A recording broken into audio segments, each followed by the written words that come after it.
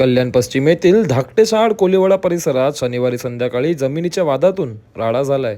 या हाणामारीत पुतण्याला लोखंडी हत्याराने मारहाण करण्यात आले असून ही संपूर्ण घटना सीसीटीव्ही मध्ये कैद झाली आहे। या घटनेत 3 जण जखमी झाले असून विनोद दत्तात्रय कोट हा गंभीर जखमी झालाय।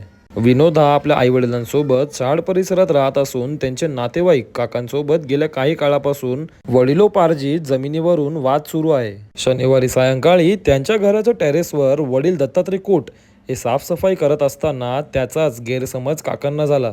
काकांनी टेरेसवर पाण्याची टाकी बसवली जात असल्याचा आरोप करत वाद सुरू केला।